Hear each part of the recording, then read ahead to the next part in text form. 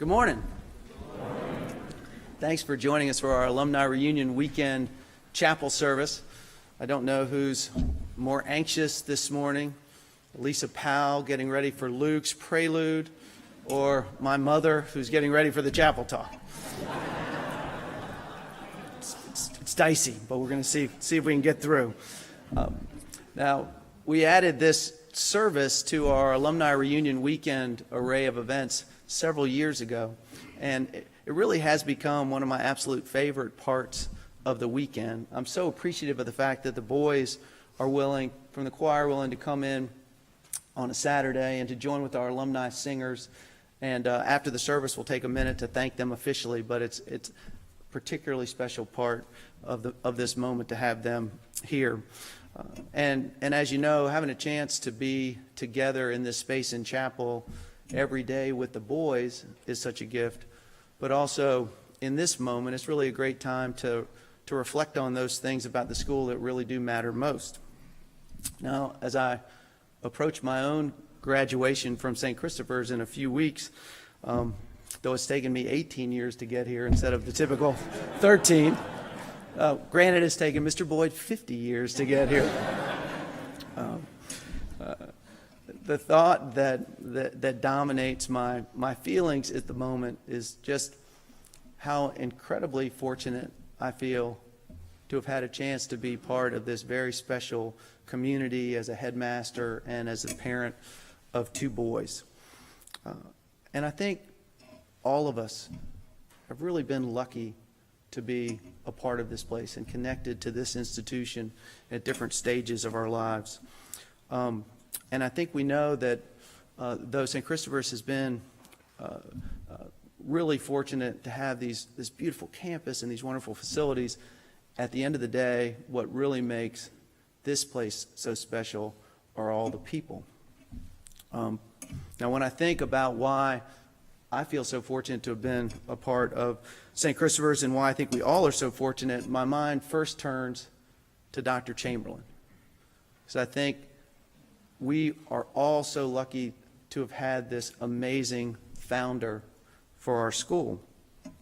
Now, Plato, in his Republic, wrote that, quote, "The beginning is the most important part of any work, especially in the case of a young and tender thing, for that is the time at which the character is being formed and the desired impression is more readily taken." And when Dr. Chamberlain set out to create the school, he made such great decisions to shape our institution's character and desired impression. And he set out this mission that really continues to inspire us to this day.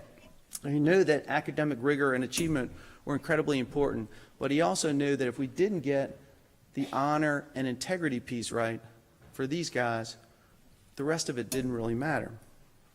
Now, Dr. Chamberlain knew that boys benefit from clear and very straightforward messages. And his order of worship that we used at the beginning of the service today, and his school prayers and his other comments set out these wonderful reminders for all of us to guide us through our days. If you think about this school prayer, take from us all pride, pretense, envy, and hardness of heart.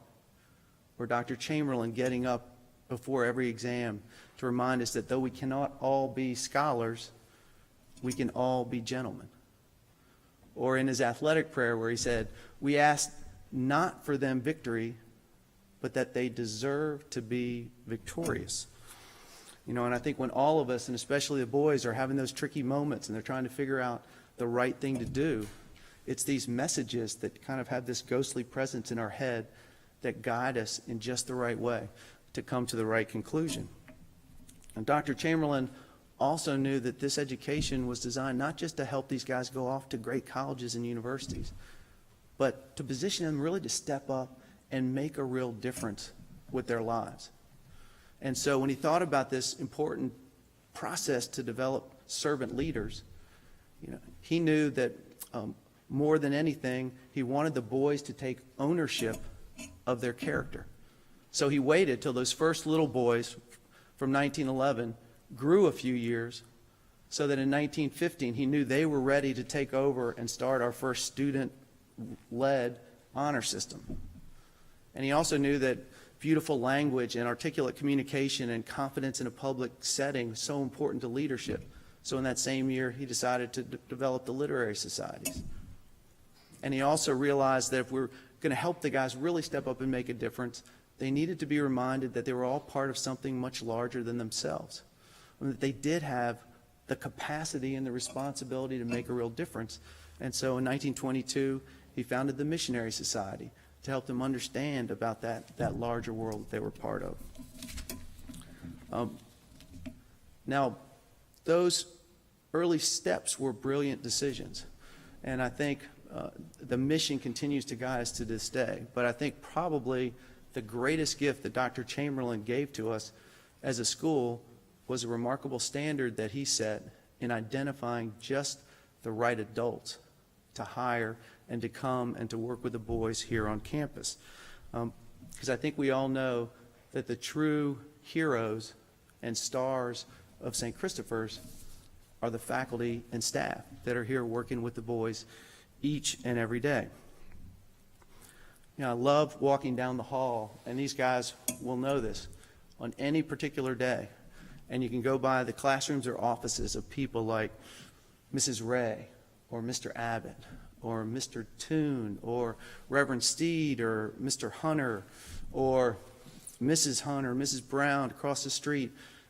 At any moment, there are huge groups of boys in those rooms, not for class necessarily, but in their free time, because they just want to be with these adults. They have that kind of special relationship. And in recent years, we actually we began to realize that the amazing talents that our people have had here for a long time, have gained, to some extent, even international recognition. I think some of you all have known that over the past several years, St. Christopher's has been involved in a number of really intriguing research initiatives involving thousands of boys and thousands of teachers across 5 continents that have been overseen by this organization we're part of called the International Boys School Coalition. And this research was essentially designed to try to figure out what are the things that absolutely help boys be most excited about their learning and to be their best selves. And what was intriguing about the research across all these continents and all these cultures was that what jumped out as the absolute most important thing for boys was the nature and the power of the relationship that they have with their teachers.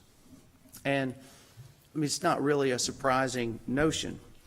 But then further research across this same group of folks around the world dug back into what were the elements that build these especially effective relationships between teachers and boys.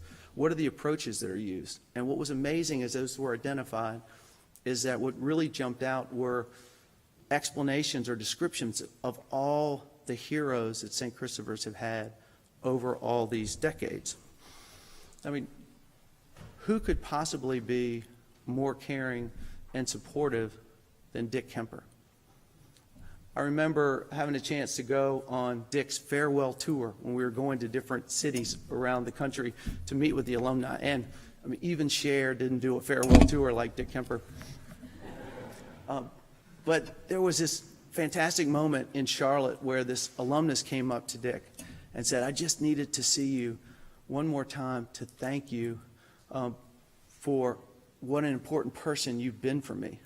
And as he described the reason for this, it was the fact that when this alumnus was 8 years old and riding his bicycle down Henry, he had wiped out in this terrible crash, totally scraped his leg.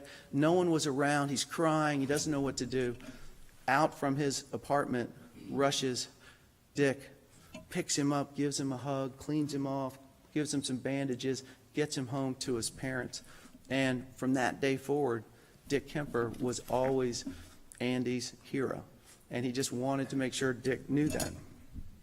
And it was also clear in this research that boys respect expertise and rigor especially when it's linked to fairness, or when a teacher has a belief that a boy can accomplish something that even that boy doesn't believe he can accomplish. And I can't think of anyone who's more inspirational in this way than Jim Boyd.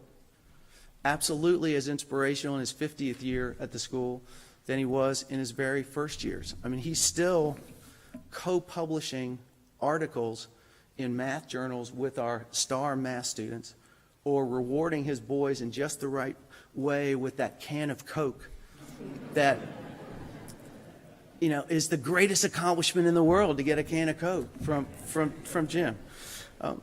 And our boys have loved the passion and expertise they've seen in people like Ron Smith or Jay Wood, or in areas of reading with someone like Vicki Alley in our lower school, or in language with Fran Turner, or all those experts that have been at this place over many decades: Joe Knox, Reeves Hardy, Mike Brinzer, George Squires. I mean, the list goes on.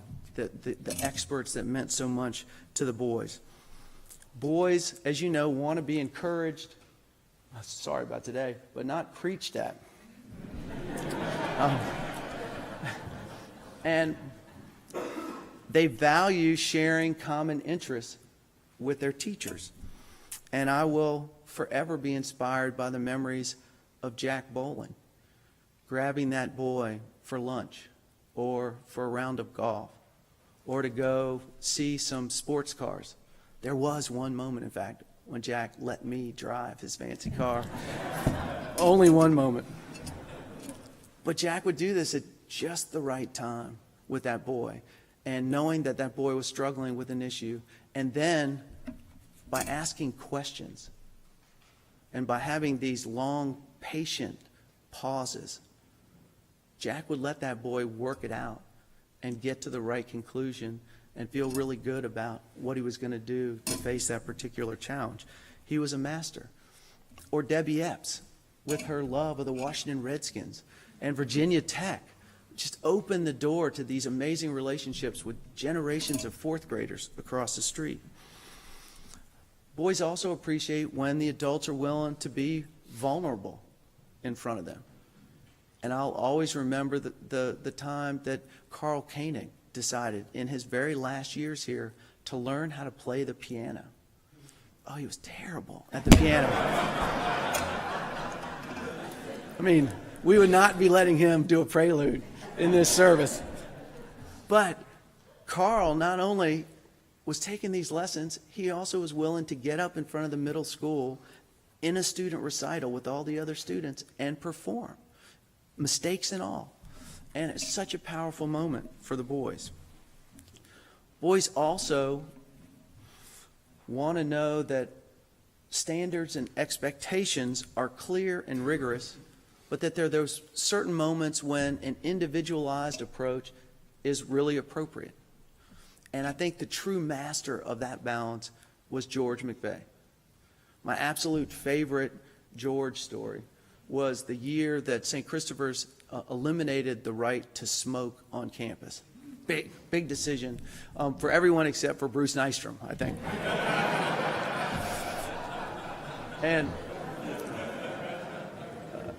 But there was one boy in the senior class that year who was going through a really tough time at home. And George knew that. And he also knew this boy was absolutely addicted to smoking and was going to struggle. So George pulled this guy aside and said, hey, look, if you need a cigarette to get through the day, what I want you to do is come to my office. And you can smoke a cigarette in my office. You can't do it anywhere else.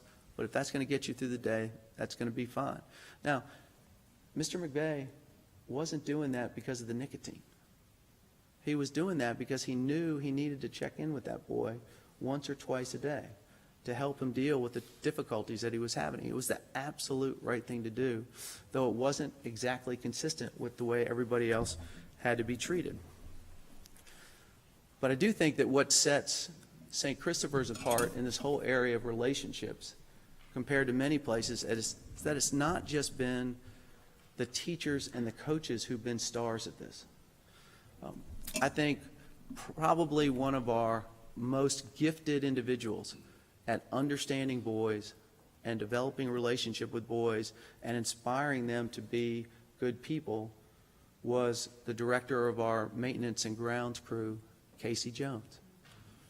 And Casey had scores of boys who worked with him and his crew in the summers, on holidays, and that group of alumni absolutely cherish those memories of Casey and the guidance that he gave them and the wisdom that he shared with them to get them through.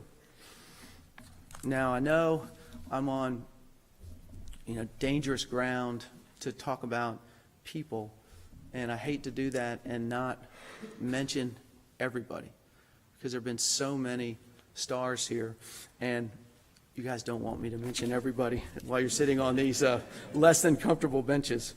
But I do think we can all be glad that we've all had a chance to benefit from being connected to these kinds of individuals. As teachers, as colleagues, as parental guides, that's what's made St. Christopher such a special place. And then I think beyond Dr. Chamberlain and the faculty and staff, the one final piece that makes us all really fortunate to have been a part of St. Christopher's is the fact that the school over all these years has been able to attract such a fun and talented and energetic group of boys. And this place is about the boys. There's almost no day that I go home that I don't have a funny story or an endearing story about something that the boys did on campus that day. And Alumni Reunion Weekend is this great moment where you journey back and you share all those wonderful boy moment stories about the things that occurred when you were here. I think maybe my favorite boy moment story was hearing Megan Lindbergh describe to me the day when she was at her rehearsal for the lower school Christmas pageant. And there was a little fifth grader who was playing Mary, and he was standing there with Joseph, and he had the baby Jesus kind of hanging upside down, spinning the baby Jesus around, getting ready to, for their part of the pageant. And then all of a sudden he looked up at Megan with this very earnest look, and he said, Mrs. Reverend Lindbergh, it takes a real man to play the Virgin Mary.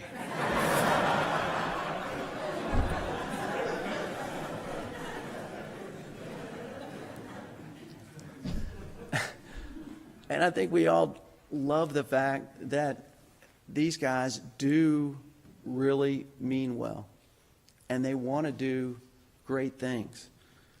And they can be so amazingly sensitive and compassionate and impressive. I think my favorite moment along those lines was a few years ago when a group of our student leaders for our Light the Night Leukemia Walk group wanted to have one of our teachers who had been diagnosed with the disease to come to the walk, to be with them. But it was going to happen on a cold night, and they knew that because of her treatment, she was not going to do well with the cold temperature. So the boys, on their own, went to the bookstore. It was a nice revenue opportunity for the school.